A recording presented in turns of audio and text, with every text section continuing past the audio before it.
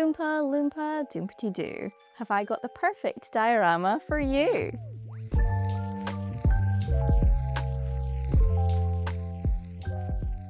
So from that geniusly worded intro and, well, the title and thumbnail that you used your free will to click on, we are of course making a Willy Wonka chocolate factory diorama this week.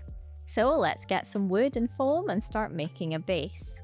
Now, I know many of you will hear this accent and think, well, of course, Lex, you must be talking about the Scottish Willy Wonka AI scam expedients that took the world by storm like a year ago or so. But as much as I'd like to get away with printing one shiter of a backdrop and making about 4 whole jelly beans and some piss-coloured lemonade, sadly the trauma that I never actually got to attend that piece of performance art is just too much to bear. So instead, I'm making the Chocolate River Candy Room from the original 1971 film, but with the patented dark Lex levels twist, of course.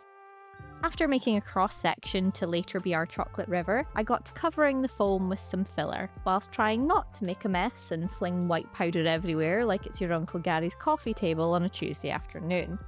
I'm trying my best to get this pretty smooth for now because I want the dams for the resin river I'll be sticking on in a bit to sit as flush as possible.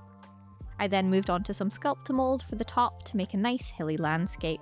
With Sculptamold, I've learned my lesson and only mix up a bit at a time, smoothing with wet gloves as I go, because too many times I've had it start hardening up at the most inopportune moment, like your Uncle Gary on a Tuesday afternoon when Songs of Praise comes on the telly. One of the reasons I wanted to make this diorama is that I absolutely loved the film as a kid, and this set in particular was obviously magical. And with many of the movies and TV shows we loved as kids, it really does have a much darker vibe when you look back at it as an adult. I mean, come on, a rich, eccentric man invites a bunch of kids into his private, island-styled resort house/factory for sweeties, and we never see them again? Oh yeah. Despite the aforementioned Sculptamold hardening, it does get to a certain point and then take its sweet bloody time before setting up fully. So to help it along, I'll pop it in front of the fire for a bit. Once it's set, I can get to sealing and priming it brown, then adding some sandy texture to the riverbed.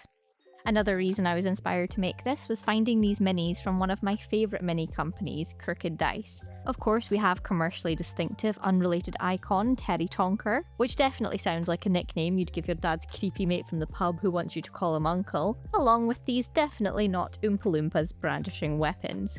So I decided to make some darker versions of the fates of all these awful selfish children who are also being chased around by the Oompas, egged on by Big Terry over there. So in that case, let's start making those wayward wains.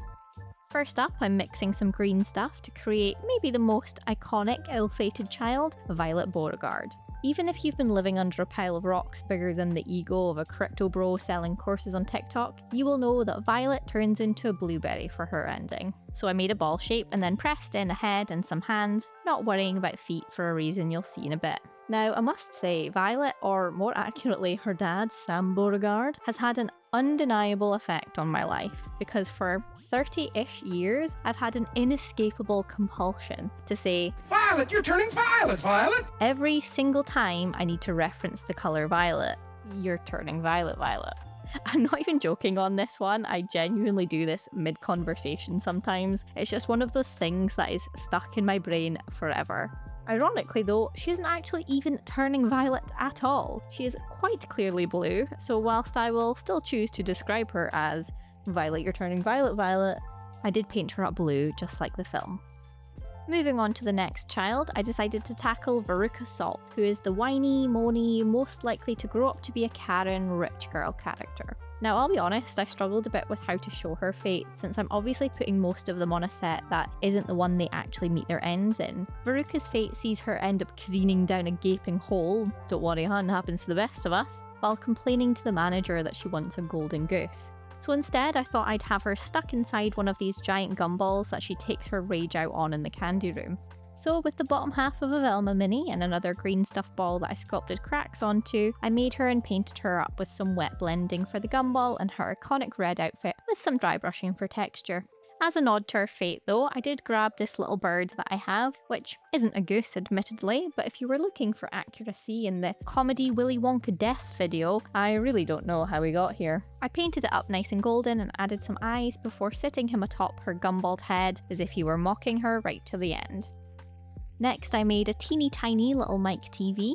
Mike TV shrinks himself down, so I want to have a very small version lost in some grass whilst the Oompas are looking for him. Because of that, we're barely going to see this wonky little guy, so I didn't bother spending too much time on it. I painted him white because he is of course wearing his little TV suit at the time, and then added his black visor, which I now realise whilst editing was actually white, so I've made a bit of an arse of that one, didn't I?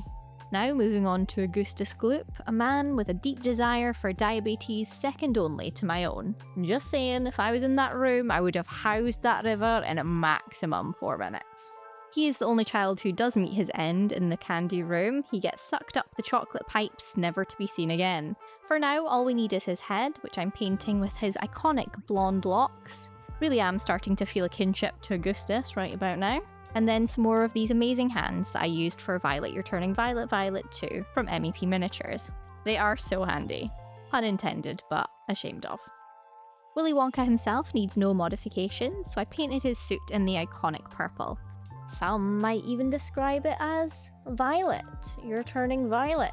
Violet.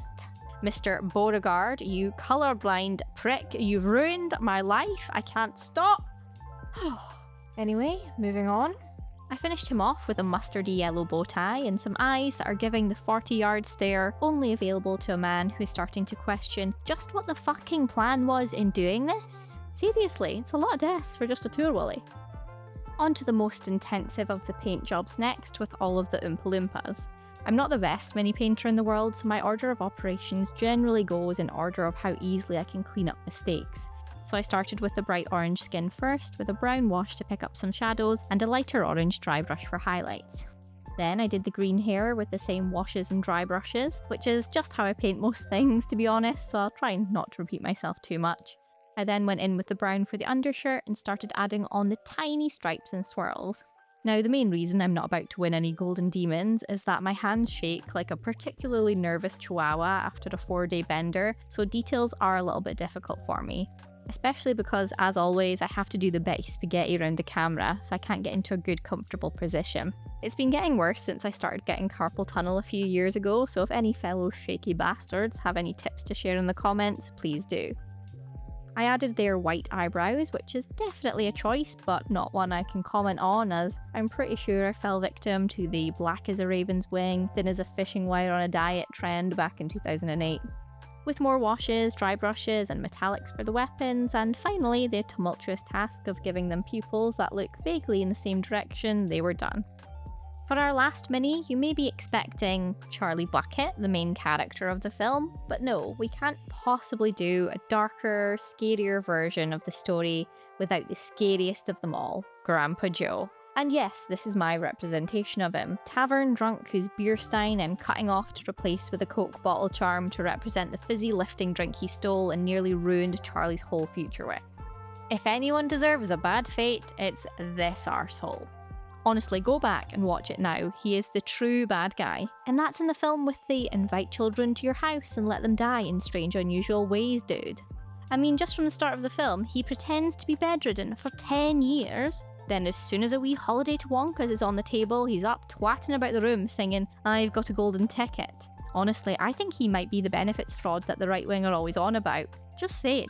Well, hopefully the opening paragraph of my 10,000 word dissertation on why he's a monster was more interesting than me saying base coat wash dry brush for the 15th time. I tried to match the colours as best I could and gave him his grey hair and moustache so there's no mistaking who this is. And for once, the shaky-handed eyeballs worked to give him the expression of the truly evil being that he is. So the characters are done, which means I can't put it off any longer. I need to pour the resin river. Usually, I put off resin pours until as late as humanly possible in any given project, but this time it just makes the most sense to do it now, and I'm trying to get a bit better at being more okay with doing things out of order. I mean, I do wing it a lot in my projects, but for certain things like resin pours, I just have a strict order of operations about in my head that it must be basically the last thing that you do. I mean, I'm the type of person where I will go with the flow as long as the flow exactly matches the strict regime I've set out in my head, and will get antsy about if everyone doesn't follow despite my lack of communicating said regime to them in advance. So I think that tells you everything you need to know. To prepare for the resin, we need to attach our plastic dams. These are actually license plate plastic for anyone interested. I do this with hot glue, which if you're thinking about using, be aware it will probably damage the edges of your base when you remove it. I know there are other methods, but I have had some soul-crushing disasters happen to me with cross-section river pours, so I'd rather repair the damage later than risk a leak. The reason Violet, your turning Violet, didn't get legs is now revealed, as she's going to be floating down the river, as I'm sure a buoyant blueberry would. I used UV resin to secure her on a piece of wire at the height that I wanted. Then I used the same UV resin to add some extra sealing around the edges of the dams.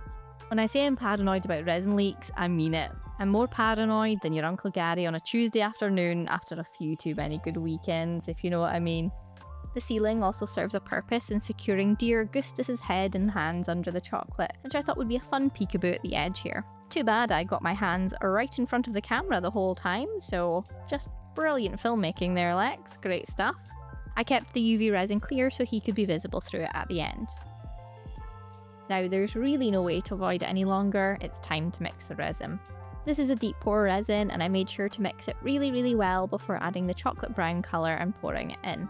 I marbled in some variations of brown and a little bit of white too, which I thought would help it look a bit more like melted chocolate and less like brown sludge. But alas, this resin is really thin, and by the time it cured, which took nearly 4 days because this is Scotland and it's still cold as balls, the lovely swirls had left without a trace. Like your Uncle Gary, on the Tuesday afternoon he told his family he was off for a pint of milk. After removing the dams, I noticed there were some air bubbles trapped under Augustus's hands, which is easily fixed by poking through to the holes and then filling them with some more UV resin, which I smoothed over the whole surface and cured. I then used texture paste to fix all of the damage from the hot glue and cover up those unsightly edges. With that done, I could finally wash and dry brush the base all over. Although a lot of this will be covered in grass, it's an easy step that I always do, just in case anything peeks through. I want it to look good. Well, now that we have the base, we need to decorate it, so let's make some candy plants.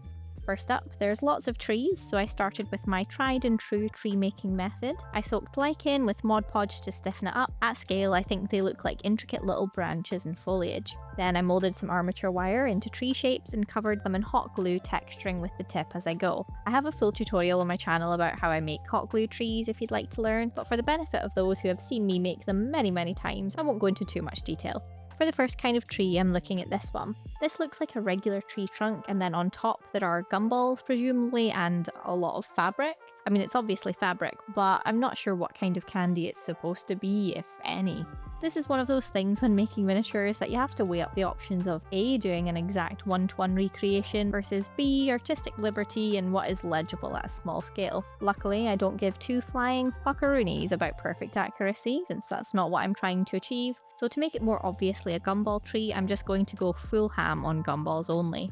I made loads of them by marbling some coloured foam clay and then rolling them into balls. I was given the foam clay as a present, shout out my mum, and I'd never really used it before, but I was actually pleasantly surprised. I used tacky glue to stick them all over the treetop, covering the whole thing pretty much. It might seem like an unnecessary effort to do the lichen part underneath, but honestly, I hadn't really fully decided what I was doing when I started. It gives it a good base, and any parts that you can see through look like a tree, so I'm happy with it. After the glue was dry, I gave it a few good scooshes of thick glossy varnish to give it the hard candy shine we're looking for. And that's one tree down, many more things to go. This is definitely one of those projects that I can just get so easily swept away in the details of. I mean, it always starts exactly the same. Like a toxic partner, I tell myself, it's going to be different this time. I'm going to respect the plan. I'll keep it simple, just a nice, quick build. Cut to me at 4 AM making pi squared numbers of tiny little extras because I thought of references that probably only I will find interesting. Yeah, It is a skill in miniature making to decide what should go into a project and what is probably a teeny bit unnecessary. But as a proud holder of the too much gene, I think that is a skill that we might need to fish out of the trash next to bike riding and the ability to keep my mouth shut when someone says they think psychics are real. I do tend to get a little bit heated on that one. So back to trees. For the next ones, I painted them a lovely tealy colour to match these gummy bear trees. In the film, they have very thin, wiry branches, but at this scale, they wouldn't be able to hold up the sweets. So I did take license to thicken them up a wee bit. I found this gummy bear mould that's for, well, making real gummy bears, if I would hazard a guess, and mixed up some clear resin. This is a faster cure one that I had a teeny bit left of. To begin with, I went for the colours from the movie ones, red, orange, yellow, which I pipetted into the moulds and left to cure. These came out great, and I think the scale of normal gummy bears actually works perfectly, which is pretty lucky for me, but not for anyone who visits my house in the next 5 years and tries to eat one of the extras I have laying around. I used CA glue to stick the bears onto the branches, and as you can see, I did end up making a second batch of them, including the green and clear ones you get in a proper bag of gummy bears because, let's be honest, they are the best ones. Clear is S tier. But from an artistic standpoint, I thought having a wee variation of colours would look good, so I dotted just a couple of them into the mix. I rinsed and repeated and ended up with 2 of these trees, which also got a coat of my favourite triple thick spray that I used on the gumballs too. I really do love this stuff. It is thick with 5 C's and super glossy. For another tasty treat, I grabbed some translucent polymer clay and coloured a rainbow's worth of pieces with some shaved chalk pastels. I thought the slight translucency would really help these look like real candy.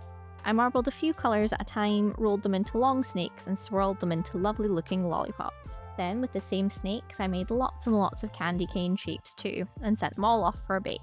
These are pieces of armature wire that I added some hot glue to and primed white to be the trunks of our candy cane trees as seen here. After they were all baked, I had loads to work with, so I used CA glue and some UV resin to attach them at all the little shelf parts I'd made on the stalks. I made 2 of those, which again got the same gloss coat as everything else, and were left to the side whilst I move on to some mushrooms. I grabbed some Super Sculpey and got to work making some mushrooms inspired by these big bad boys. My name is Lex Levels, and I must admit to you now, in shame, that as a child, I thought that this looked like the tastiest candy in the whole candy room. I really don't want to know what that says about me, that I was sat watching Mike's mum just finger blasting some squishy cream out of a foam mushroom and thought, yeah, I'll have some of that, looks lovely, cheers. Really, child me? Honestly. It is fun to look back at this now though as an adult who's made large scale props and set deck for things and be able to see clearly how these things are constructed. I mean, I can see the marks in the foam from it being carved, which I think is really cool. I painted some of the mushrooms, like the red ones Mike's mum is having a right good go on, and some like the orange ones elsewhere in the room. Not forgetting the squishy cream white, of course. And so with that, we have our gumball tree, gummy bears, candy canes, and a metric shitload of lollipops, which, yes, you guessed it, have also had a right good scoosh of the gloss varnish on them now too. I chopped off the slot base stands from the minis at this point, and it was time to do one of the best bits in diorama making. Finally, sticking all the shit you've made onto the base. I stuck down the first tree and promptly realised the best bit would need to wait a wee while because I need to do the grass before continuing. Usually I like to do static grass after adding most of the set deck elements, but because of the layout and the shapes of the trees, it made more sense to do it before and just leave some gaps, or else I'd run the risk of not being able to reach under all of the big branches full of stuff. This was a snap 3 AM decision, as many of mine are, and let me tell you, do not do that. I, without a care in the world, brushed a heavy layer of glue all over the base before realising that my static grass applicator was not turning on.